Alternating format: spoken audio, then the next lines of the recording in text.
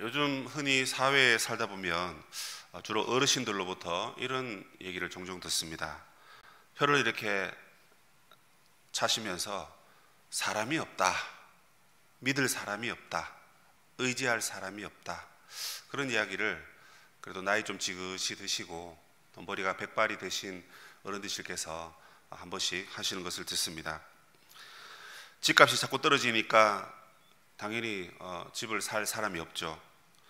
또 선거철이 다가오면 뽑을 사람이 없다 그러고, 우리 청년들에게는 정말 결혼할 사람이 없구나 하면서 상대방을, 그 한 사람을 찾지 못해서 아직 결혼을 하지 못하는 청년들도 봅니다. 기업에서는 뽑을 인재가 없다고 그렇게 말하죠. 그리고 농촌 사회는 일할 사람이 없어서 너무 힘들어한다, 이렇게 되어 있습니다. 기독교 신문에 보니까 이런 말이 있어요. 코로나가 2년, 이제 3년 지나가면서 교회 내 사람들이 마음이 다 좀 많이 다치고, 그래서 교류가 또는 교제가 많이 단절되었다, 그런 얘기를 합니다. 그래서 교회임에도 불구하고 속마음을 나눌 사람이 없다, 그렇게 얘기하지 않습니까? 세례 가족이 오면 최소 5명에서 7명 또는 10명 정도만 내가 아는 사람이 있으면 절대로 교회를 떠날 수가 없고, 그 10명의 사람들이 나를 돌아가면서 챙겨도 교회를 잘 적응할 수 있다, 이렇게 말하는데요. 나를 붙들어줄 한 사람, 나의 속마음을 나눠줄 그 한 사람이 없으니까 교인들도 이제 다 제각각이고 또 교회를 뿔뿔이 떠나는 것 같습니다. 더 놀라운 사실은 오늘 본문에 보면 하나님도 그 한 사람이 없다라고 말씀하십니다. 하나님께서, 하나님이 기뻐하시는 그 한 사람이 없다라고 말씀하시면서 탄식을 하고 계십니다. 이 7장의 말씀은 탄식입니다. 미가가 탄식을 하고 있는데요, 이건 바로 하나님의 탄식인 겁니다. 하나님이 탄식하시는 이유는 하나님이 바라시는 백성들의 모습이 보이지 않는 겁니다. 하나님의 자녀인 우리들이 하나님 기뻐하시는 삶의 모습을 나타내지 못하기 때문에 하나님께서 탄식하시는 거예요. 그 탄식을 1절은 비유로 말하고, 그리고 2절부터 3절은 그 비유를 해석을 했습니다. 1절에 보시면 재앙이로다 나여, 나는 여름 과일을 딴 후에 포도를 거둔 후 같아서, 이렇게 돼 있죠. 이거 당연한 말 아닙니까? 여름 실과를 다 따고 나면 더 이상 좋은 포도송이를 거둘 수가 없어요. 무화과를 다 추수했는데 어떻게 그 밭에 가서 또 무화과가 있을 수 있겠습니까? 이스라엘 법은 여러분, 부자들이, 아니 그 주인들이 이제 추수를 다 하고 밭 모퉁이에 조금씩 남겨놓지 않습니까? 구약에 가보면 룻기서를 보면 룻이 보아스에 봐서 밭에 가서 이삭을 줍죠. 이삭을 줄 정도로 아무것도 가진 것이 없기 때문에 그랬습니다. 그리고 그런 사람들이 이스라엘 사회에 있었기 때문에 이스라엘 레위기의 법에 의하면 항상 추수를 하면서도 일부러 그것을 남겨놓았습니다.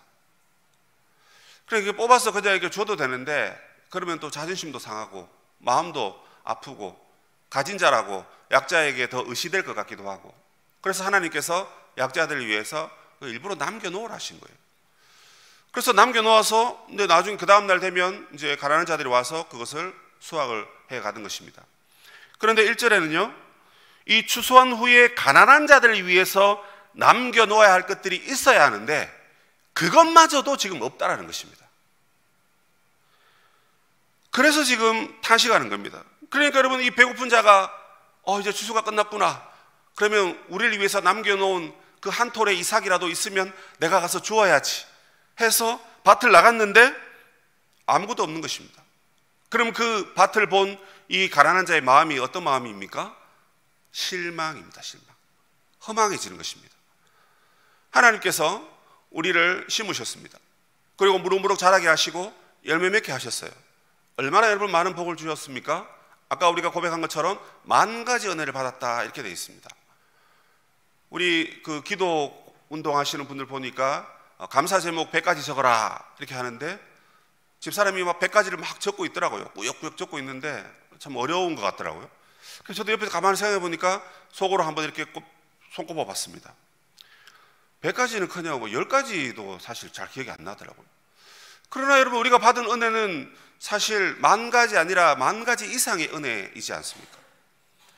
하나님 우리를 심으시고 열매 맺게 하셔서 놀라운 은혜를 맺게 하셨는데, 그래서 그 열매를 좀 나눠주어라, 이웃을 좀 돌아보아라, 그게 너희들이 살 길이고, 그 이웃을 돌아볼 때 내가 너희들의 모든 것도 책임져 준다. 이게 마태복음 6장입니다 여러분. 너희는 먼저 그 나라와 그 의를 구하라. 이게 지금 그 말씀인 거예요. 그러면 이 모든 것을 내가 너희에게 다 채우고 도와준다 하셨습니다. 그런데 가보니까 아무것도 없는 겁니다. 얻을 것이 전혀 없는 거예요.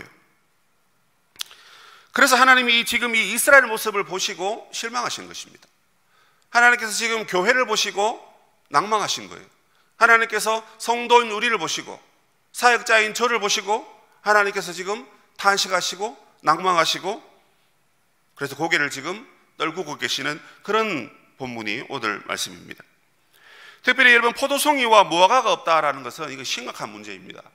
요한복음 2장에 가나 혼인잔치에 포도주가 다 떨어졌습니다. 그래서 난리가 나죠. 근데 나중에 예수님께서 물로 포도주를 만드시는 놀라운 역사가 일어납니다. 이게 예수님 행하신 첫 번째 표적입니다. 여기서 말하는 이 포도주가 무엇을 얘기합니까? 결혼식에 있어서 없어서는 안 될 아주 중요한 요소입니다. 물론 결혼식에는 신랑이 있어야 되고 신부가 있어야 되고 하객들이 있어야 되고 그런 거죠. 그러나 포도주는 단지 그냥 음식에 불과합니다. 그럼에도 불구하고 여러분, 그것이 왜 중요하다 그럽니까? 그 포도주가 주는 그 상징이 있기 때문에 그렇습니다. 그 상징은 뭐냐면 말할 수 없는 기쁨의 탄식입니다. 그러니까 포도주는 여러분, 우리에게 행복을 주는 거예요. 술 마시면 그냥 취하고 그래서 기쁘고 뭐 그런 의미라기보다는 이 이스라엘 백성들에게 여러분, 잔칫날 포도주가 있음으로 인해서 그 기쁨을 더 배가시키는 것입니다. 그런데 이 기쁨은 여러분, 우리가 생각하는 그런 기쁨이 아니에요. 배부르면 기쁘고 돈이 생기면 기쁘고 내 뜻대로 되면 잘 되면 기쁘고 하는 그런 기쁨이 아니라 하나님이 주시는 기쁨입니다. 다름 아닌 바로 천국의 기쁨을 누리는 거예요. 그래서 마치 신랑과 신부가 결혼해서 큰 기쁨을 누리듯이 그 포도주가 있음으로 인해서 그 기쁨을 상징하는 겁니다. 그러면 구약에 와서 여러분, 평화의 날, 기쁨의 날 때 하나님께서 각기 포도나무의 열매를 따먹고, 기억나시죠? 그런 말씀. 그리고 자기 포도나무에 자기 낙이 새끼를 맬 것이다, 이렇게 되어 있습니다. 왜 그렇죠? 포도나무가 여러분 사방에 깔려 있는 것입니다. 열매가 넘쳐나는 거예요. 그래서 포도를 너무나 잘 수확할 수 있습니다. 무화과도 마찬가지입니다. 그만큼 그들의 삶에 기쁨이 있다는 증거입니다. 그리고 평화가 가득하다는 뜻이에요. 전쟁이 일어나면 포도나무를 심을 수가 없어요. 열매를 거둘 수가 없고 돌볼 수도 없습니다. 그렇기 때문에 이 포도주와 그 다음에 무화과가 가득하다는 것은 하나님이 주시는 참된 평화와 기쁨이 우리 삶에 가득하다 하는 것입니다. 그게 여러분 천국인 것입니다. 그런데 이스라엘 백성에게 포도송이를 원했고 무화과를 원했는데 그것이 하나도 없다. 하나님의 자녀가 하나님의 자녀이기를 포기하고 거부한 것입니다. 구체적인 이야기는 3절 4절에 있죠. 근데 이미 여러분 이게 앞에서 계속 반복된 이야기입니다. 핵심적인 내용이 무엇입니까? 사람들의 타락입니다. 두 손으로 악을 부지런히 행했다라고 되어 있습니다. 지도자와 재판관들은 뇌물을 구하고 권세자들은 마음의 욕심을 말하고, 그래서 그들이 서로 결합합니다. 그래서 어떻게 됩니까? 악을 행하죠. 약한 자들을 멸시하고 그들의 것을 빼앗고, 그러면서 자기의 힘으로 자기가 원하는 것을 누리고 살아갑니다. 이것이 그런데 너무 악합니다. 왜 악하냐면 이게 여러분 우발적으로 일어나는 일이 아니라 계획적으로 이런 일을 행했기 때문에 그렇습니다. 사람이 욕심이 있고 사람이 약하기 때문에 뭐 한두 번 실수할 수 있다고 칩시다. 그런데 문제는 그게 한두 번의 실수로 끝나는 것이 아니라 바늘 도둑이 소도둑 된다고 옛날 말에 그런 말이 있듯이 한두 번 그냥 우연찮게 이렇게 하면 돈을 버는구나 하고 넘어갔는데 이제는 아예 노골적으로 그렇게 해서 돈을 벌려고 사기를 치고 뇌물을 구하고 마음의 욕심을 따라서 그렇게 행하는 것입니다. 그것에 대한 하나님의 평가가 무엇입니까? 그들이 아무리 선하다 하더라도 4절에 보시면 가시 같고 가장 정직하더라 하더라도 찔레 울타리보다도 더하다 이렇게 되어 있습니다. 가시와 찔레나무 무슨 말입니까? 그들이 아무리 선하고 정직하다라고 말하더라도 그건 거짓말이라는 뜻이죠. 가시와 찔레나무라는 것은 뭐냐면 무의미하다는 것입니다. 그들이 그렇게 행동하는 나는 선한 일을 한 것이야, 나는 정직하게 했습니다 하고 취한 그 모든 물질 다 그런 것들 다 의미가 없고 무가치하다라는 것을 이야기합니다. 4절 후반절에 그들의 결말이 무엇입니까? 형벌의 날이 임할 것이다. 그래서 그들이 매우 요란하게 되는데 그 요란하게 되는 이유는 바로 5절 6절 때문에 그렇습니다. 여기 보면 가장 가까운 사이, 가장 믿을 만한 사이, 가장 신뢰할 만한 사이에 금이 갑니다. 그러니까 부부끼리 믿지 못하고 형제들끼리 믿지 못하고 또 부모와 자녀들끼리 자녀와 함께 믿지 못하는 것입니다. 부모님 돌아가셨습니다. 유산이 조금 남았는데 그거 가지고 여러분들 얼마나 실갱이를 펴니까? 그때는 뭐 예수 믿고 뭐 안 믿고 이것도 필요 없죠. 아유, 내 몫이 있는데 하면서 그냥 그걸 같이 싸우고 뭐 그런 이야기를 듣습니다. 이게 지금 그런 이야기가 여기서 일어나는 것입니다. 예수님께서도 누가복음에 그런 말씀하셨죠. 내가 세상에 불을 던지러 왔다. 근데 예수님은 세상에 불을 던지셨는데 그 불을 던진 그 결과가 무엇입니까? 사람들 간에 불화가 일어났다 이렇게 얘기합니다.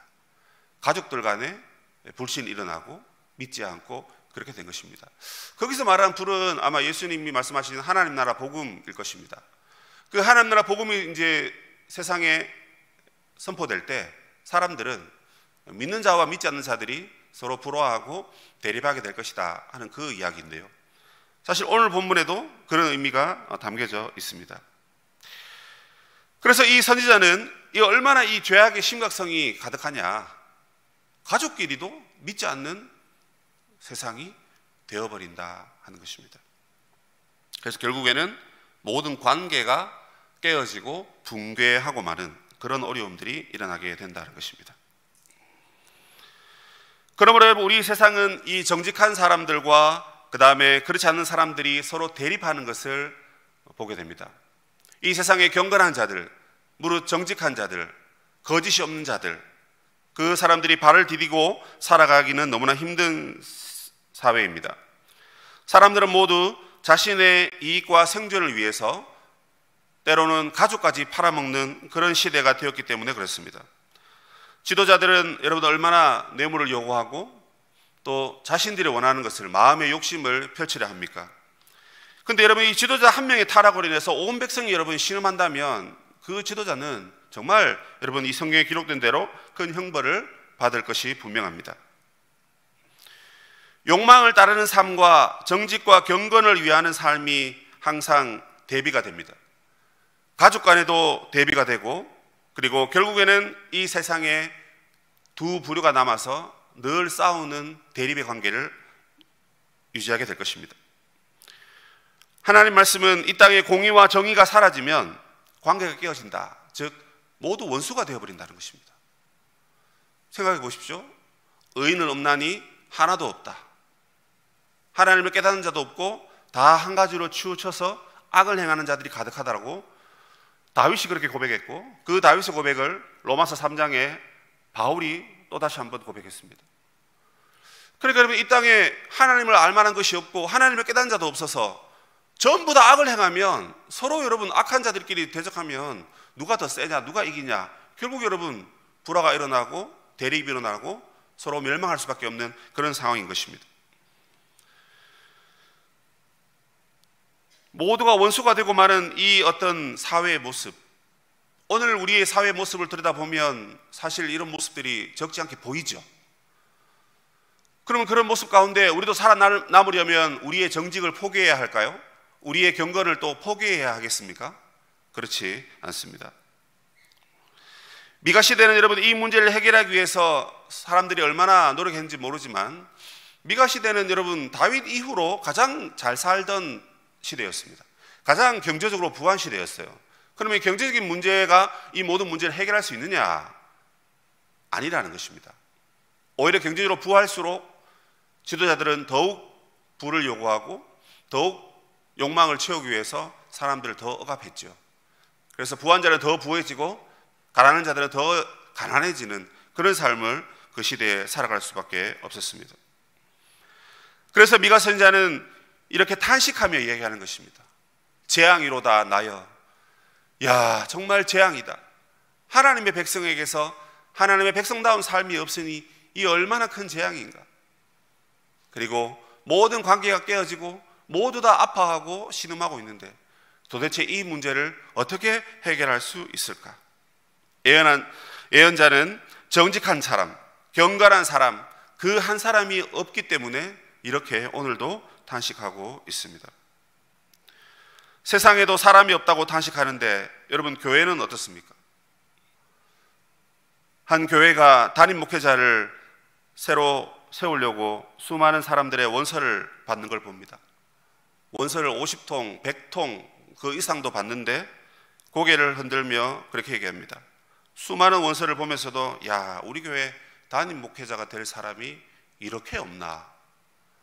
그러면서 그 모든 원서를 다 버려버리고 또다시 그 한 사람을 찾기 위해서 수고하고 노력하는 것을 듣습니다. 언제 우리가 하나님의 교회에 부름받을 때 원서 내고 면접 보고 경쟁하고 이렇게 된 게 참 아쉽다라는, 안타깝다라는 그런 얘기를 할 수밖에 없는 시대가 되었습니다. 오늘 이 말씀을 통해서 여러분, 우리가 마음에 가져야 될 것은 무엇입니까? 하나님이 찾는 그 한 사람이 되자라는 것입니다. 하나님이 찾는 그 한 사람은 이미 이 땅에 오신 예수 그리스도이십니다. 그런데 그 예수님의 성품이, 또 예수님의 삶의 모습이 우리 안에 있느냐?